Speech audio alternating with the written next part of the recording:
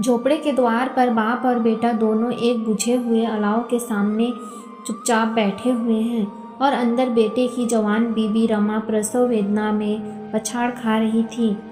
रह रहकर उसके मुंह से ऐसी दिल दहला देने वाली आवाज़ निकलती थी कि दोनों अपना कलेजा थाम लेते थे। जाड़ों की रात थी, प्रकृति सन्नाटों में डूबी हुई, सारा गांव अंधकार में लय हो गया था। रमेश ने कहा, मालूम होता है बचेगी नहीं, सारा दिन दौड़ते हो गया, जा देख तो आ। माधव चिढ़कर बोला, मरना ही तो है, जल्दी मर क्यों नहीं जाती, देख कर क्या करूं? तू बड़ा बेदर्द है बे, साल भर जिसके साथ सुख चैन से रहा उसी के साथ इतनी बेवफाई। तो मुझसे तो उसका तड़पना और हाथ पांव पटकना नहीं देखा जाता। चमारों का कुनबा था और सारे गांव में बदनाम। रमेश एक दिन काम करता तो 3 दिन आराम करता। माधव इतना कामचोर था कि आधे घंटे काम करता तो घंटे भर चिलम पीता, इसलिए उन्हें कहीं मजदूरी नहीं मिलती थी। घर में मुट्ठी भर भी अनाज मौजूद हो तो उनके लिए काम करने की कसम थी। रमेश पेड़ पर चढ़कर लकड़ियां तोड़ लाता और माधव बाजार से बेच लाता, और जब तक वह पैसे रहते दोनों इधर उधर मारे मारे फिरते। गांव में काम की कमी ना थी, किसानों का गांव था, मेहनती आदमी के लिए 50 काम थे। घर में मिट्टी के 2-4 बर्तन के सिवा कोई संपत्ति नहीं। फटे चित्रों से अपनी नग्नता को ढकते हुए जिए जाते थे, संसार की चिंताओं से मुक्त, कर्ज से लदे हुए, गालियां भी खाते, मार भी खाते, मगर कोई गम नहीं। देन इतने की वसूली की बिल्कुल आशा ना रहने पर भी लोग इन्हें कुछ न कुछ कर्ज दे देते थे। मटर आलू की फसल में दूसरों के खेतों से मटर या आलू उखाड़ लाते और भून भान कर खा लेते, यह 10-5 ईख उखाड़ लाते और रात को चूसते। रमेश ने इसी तरह से 60 साल की उम्र काट दी और माधव भी सपूत बेटे की तरह बाप की ही पद चिन्हों पर चल रहा था, बल्कि उसका नाम और भी उजागर कर रहा था। इस वक्त भी दोनों अलाव के सामने बैठकर आलू भून रहे थे, जो कि किसी खेत से खोद लाए थे। रमेश की स्त्री का तो बहुत दिन हुआ देहांत हो गया था। माधव का विवाह पिछले साल हुआ था। जब से यह औरत आई थी, उनके इस खानदान में व्यवस्था की नींव डाली थी और इन दोनों बेगैरतों का दोजक भरती रहती थी। जब से वह आई, यह दोनों और भी आलसी और आराम तलब हो गए थे। वही औरत आज प्रसव वेदना में मर रही थी और यह दोनों इसी इंतजार में थे कि वह मर जाए तो आराम से सोए। रमेश ने आलू निकालकर छीलते हुए कहा, जाकर देख तो क्या दशा है उसकी, चुड़ैल का फिसाद होगा और क्या। यहाँ तो ओझा भी 1 रुपए मांगते हैं। माधव को भय था कि वह कोठरी में गया तो रमेश आलूओं का बड़ा भाग साफ कर देगा। बोला, मुझे वहाँ जाते डर लगता है। डर किस बात का है, मैं तो यहाँ हूँ ही, तो तुम ही जाकर देखो ना। मेरी औरत जब मरी थी तो मैं 3 दिन तक उसके पास से हिला तक नहीं था, और फिर मुझसे लजाएगी कि नहीं। जिसका कभी मुंह नहीं देखा, आज उसका उजड़ा हुआ बदन देखूं, उसे तन की सुध भी तो ना होगी। मुझे देख लेगी तो खुलकर हाथ पांव भी ना पटक सकेगी। मैं सोचता हूँ कोई बाल बच्चा हो गया तो क्या होगा। सोट गुड़ तेल कुछ भी तो नहीं है घर में, सब कुछ आ जाएगा भगवान दे तो। जो लोग अभी 1 पैसा नहीं दे रहे हैं, वे ही कल बुलाकर रुपए देंगे। मेरे 9 लड़के हुए, घर में कभी कुछ ना था, मगर भगवान ने किसी न किसी तरह बेड़ा पार ही लगाया। दोनों अलाव से आलू निकाल निकाल कर खाने लगे। कल से कुछ नहीं खाया था, इतना सब्र ना था कि ठंडा हो जाने दे। कई बार दोनों की जबान जल गई। आलू खाकर दोनों ने पानी पिया और वहीं अलाव के सामने अपनी धोतियां ओढ़कर पाँव पेट में डाले सो रहे, जैसे 2 बड़े बड़े अजगर गुलेटियां मारे पड़े हों। और रमा अभी तक कहरा रही थी। सवेरे माधव ने कोठरी में जाकर देखा तो उसकी स्त्री ठंडी हो गई थी। उसके मुंह पर मक्खियां भिनभिना रही थी, पथराई हुई आंखें ऊपर टंगी हुई थी, सारी देह धूल से लथपथ हो रही थी। उसके पेट में बच्चा मर गया था। माधव भागा हुआ रमेश के पास आया। फिर दोनों जोर जोर से हाय हाय करके और छाती पीटने लगे। पड़ोस वालों ने यह रोना धोना सुना तो दौड़े हुए आए और पुरानी मर्यादा के अनुसार इन अभागों को समझाने लगे, मगर ज़्यादा रोने पीटने का अवसर ना था। कफन की और लकड़ी की फिक्र करनी थी। बाप बेटा रोते हुए गांव के जमींदार के पास गए। वह इन दोनों की सूरत से नफरत करते थे। कई बार इन्हें अपने हाथों से पीट चुके थे, चोरी करने के लिए, वादे पर, काम पर ना आने के लिए। पूछा, क्या है बे रमेश, रोता क्यों है? अब तो तू कहीं दिखाई भी नहीं देता, मालूम होता है इस गांव में रहना नहीं चाहता।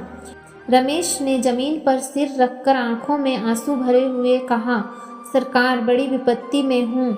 माधव की घरवाली रात को गुजर गई। रात भर तड़पती रही सरकार। हम दोनों उनके सिरहाने बैठे रहे। दवा दारू जो कुछ हो सका सब कुछ किया। मुद्दा हुआ हमें दगा दे गई। अब कोई एक रोटी देने वाला भी ना रहा मालिक। तबाह हो गए, घर उजड़ गया।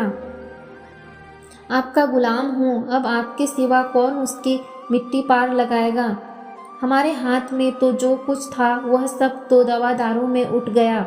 सरकार ही की दया होगी तो उसकी मिट्टी उठेगी। आपके सिवा किसके द्वार पर जाऊं? जमींदार साहब दयालु थे, मगर रमेश पर दया करना काले कंबल पर रंग चढ़ाना था। यूं तो बुलाने से भी नहीं आता, आज जब गरज पड़ी तो आकर खुशामद कर रहा है, लेकिन यह क्रोध या दंड देने का अवसर ना था। जमींदार ने कुटते हुए 2 रुपए निकालकर फेंक दिए, मगर सांत्वना का एक शब्द भी मुंह से ना निकाला। उसकी तरफ ताका तक नहीं, जैसे सिर का बोझ उतरा हो। जब जमींदार साहब ने 2 रुपए दिए तो गांव के बनिए महाजनों को इनकार का साहस कैसे होता? रमेश जमींदार के नाम का ढिंढोरा भी पीटना खूब जानता था। किसी ने 2 आने दिए, किसी ने 4 आने। 1 घंटे में रमेश के पास 5 रुपए की अच्छी रकम जमा हो गई। कहीं से अनाज मिल गया, कहीं से लकड़ी, और दोपहर को रमेश और माधव बाजार से कफन लेने चले। इधर लोग बांस वांस काटने लगे। गांव की नम्र दिल स्त्रियां आकर लाश देखती थी और उनकी बेकसी पर 2 बूंद आंसू गिराकर चली जाती थी। बाजार में पहुंचकर रमेश बोला, लकड़ी तो उसे जलाने भर को मिल गई है, क्यों माधव? माधव बोला, हाँ लकड़ी तो बहुत है, अब कफन चाहिए। तो चलो कोई हल्का सा कफन ले ले। हाँ और क्या, लाश उठाते उठाते रात हो जाएगी। रात को कफन कौन देखता है? कैसा बुरा रिवाज है कि जिसे जीते जी तन ढकने को चिथरा भी ना मिले, उसे मरने पर नया कफन चाहिए। कफन लाश के साथ जल ही तो जाता है, और क्या रखा रहता है। यही 5 रुपए पहले मिलते तो कुछ दवा दारू कर लेते। दोनों एक दूसरे के मन की बात ताड़ रहे थे। बाजार में इधर उधर घूमते रहे, कभी इस बाजार की दुकान पर गए, कभी उसकी दुकान पर। तरह तरह के कपड़े, रेशमी और सूती देखे, मगर कुछ जचा नहीं। यहाँ तक कि शाम हो गई, तब दोनों ना जाने किस दैवी प्रेरणा से एक मधुशाला के सामने जा पहुँचे और जैसे किसी पूर्ण निश्चित व्यवस्था से अंदर चले गए।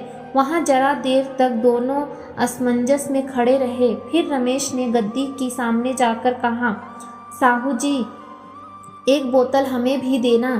तली हुई मछली आई और दोनों बरामदे में बैठकर शांतिपूर्वक पीने लगे। रमेश बोला, कफन लगाने से क्या मिलता, आखिर जल ही तो जाता, कुछ बहू के साथ तो ना जाता। माधव आसमान की तरफ देखकर बोला, मानो देवताओं को अपनी निष्पापता का साक्षी बना रहा हो। दुनिया का दस्तूर है। नहीं, लोग बामनों को हजारों रुपए क्यों दे देते हैं, कौन देखता है परलोक में मिलता है या नहीं। बड़े आदमियों के पास धन है, फूके, हमारे पास फूकने को क्या है। लेकिन लोगों को जवाब क्या दोगे? लोग पूछेंगे नहीं कफन कहाँ है। रमेश हंसा, अबे कह देंगे कि रुपए कमर से खिसक गए, बहुत ढूंढा, मिले नहीं। लोगों को विश्वास ना आएगा, लेकिन फिर वही रुपए देंगे। माधव भी हंसा। इस अनपेक्षित सौभाग्य पर बोला, बड़ी अच्छी थी बेचारी, मरी तो खूब खिला पिलाकर। आधी बोतल से ज्यादा उड़ गई। रमेश ने 2 सेर पूरियां मंगाई, चटनी, अचार, कलेजियां, शराब खाने के सामने ही दुकान थी। माधव लपक कर 2 पत्तलों में सारे सामान ले आया। पूरा 1.5 रुपये खर्च हो गया, सिर्फ थोड़े से पैसे बचे। दोनों इस वक्त इस शाम में बैठे पूरियां खा रहे थे, जैसे जंगल में कोई शेर अपना शिकार उड़ा रहा हो। ना जवाबदेही का खौफ था, ना बदनामी की फिक्र। इन सब भावनाओं को उन्होंने बहुत पहले ही जीत लिया था। रमेश बोला, हमारी आत्मा प्रसन्न हो रही है तो क्या उसे पुण्य ना होगा?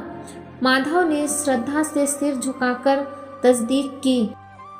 जरूर से जरूर होगा। भगवान तुम अंतर्यामी हो, उसे वैकुंठ ले जाना। हम दोनों हृदय से आशीर्वाद दे रहे हैं। आज जो भोजन मिला वह कभी उम्र भर ना मिला था। एक क्षण के बाद माधव के मन में एक शंका जागी। बोला, हम लोग भी एक ना एक दिन वहां जाएंगे ही। रमेश ने इस भोले भाले सवाल का कुछ उत्तर ना दिया। वह परलोक की बातें सोचकर इस आनंद में बाधा ना डालना चाहता था। जो वहां हम लोगों से पूछे कि तुमने हमें कफन क्यों नहीं दिया तो क्या कहोगे? कहेंगे तुम्हारा सिर। पूछेगी जरूर, तू कैसे जानता है कि उसे कफन ना मिलेगा? तू मुझे ऐसा गधा समझता है? 60 साल क्या दुनिया में घास खोदता रहा हूँ। उसको कफन मिलेगा और बहुत अच्छा मिलेगा। माधव को विश्वास ना आया। बोला, कौन देगा? रुपए तो तुमने चट कर दिए। वह तो मुझसे पूछेगी। उसकी मांग में तो सिंदूर मैंने डाला था। कौन देगा बताते क्यों नहीं? वही लोग देंगे जिन्होंने अब के दिया। हाँ, अब की रुपए हमारे हाथ ना आएंगे। ज्यों-ज्यों अंधेरा बढ़ता था और सितारे की चमक तेज होती थी, मधुशाला की रौनक भी बढ़ती जाती थी। कोई गाता था, कोई डींग मारता था। वहाँ के वातावरण में सुरूर था, हवा में नशा। कितने तो यहाँ आकर एक चुल्लू में मस्त हो जाते थे। और यह दोनों बाप बेटे अभी भी मजे लेकर चुस्कियाँ ले रहे थे। सबकी निगाहें इनकी ओर जमी हुई थी। दोनों कितने भाग्य के बली हैं। पूरी बोतल बीच में है। भरपेट खाकर माधव ने बची हुई पूरियों का पत्तल उठाकर एक भिखारी को दे दिया, जो खड़ा इनकी ओर भूखी आंखों से देख रहा था और देने के गौरव, आनंद और उल्लास का अपने जीवन में पहली बार अनुभव किया। रमेश ने कहा, ले जा, खूब खा और आशीर्वाद दे। जिसकी कमाई है वह तो मर गई, मगर तेरा आशीर्वाद उसे जरूर पहुँचेगा। माधव ने फिर आसमान की तरफ देखकर कहा, वह बैकुंठ में जाएगी, बैकुंठ की रानी बनेगी। रमेश खड़ा हो गया और जैसे उल्लास की लहरों में तैरता हुआ बोला, हाँ बेटा, बैकुंठ में जाएगी। किसी को सताया नहीं, किसी को दबाया नहीं। मरते मरते हमारी जिंदगी की सबसे बड़ी लालसा पूरी कर गई। वह ना बैकुंठ जाएगी तो क्या ये मोटे मोटे लोग जाएंगे, जो गरीबों को दोनों हाथों से लूटते हैं और अपने पाप को धोने के लिए गंगा में नहाते हैं और मंदिर में जल चढ़ाते हैं। माधव बोला, मगर बेचारी ने जिंदगी में बड़ा दुख भोगा। कितना दुख झेलकर मरी। वह आंखों पर हाथ रखकर रोने लगा, चीखे मार मार कर। रमेश ने समझाया, क्यों रोता है बेटा? खुश हो कि वह माया जाल से मुक्त हो गई, जंजाल से छूट गई। बड़ी भाग्यवान थी जो इतनी जल्दी माया मोह के बंधन तोड़ दिया। दोनों गले मिलकर गाना गाने लगे। पियक्कड़ों की आंखें इनकी ओर लगी हुई थी और यह दोनों अपने दिल में मस्त गाए जा रहे थे। फिर दोनों नाचने लगे, उछले भी, कूदे भी, गिरे भी, मटके भी, भाव भी बताए, अभिनय भी किया और आखिर नशे में मदमस्त होकर वहीं गिर पड़े। आपको यह इमोशनल कहानी कैसी लगी? अच्छी लगी तो प्लीज़ इस चैनल को लाइक और सब्सक्राइब जरूर करें। धन्यवाद।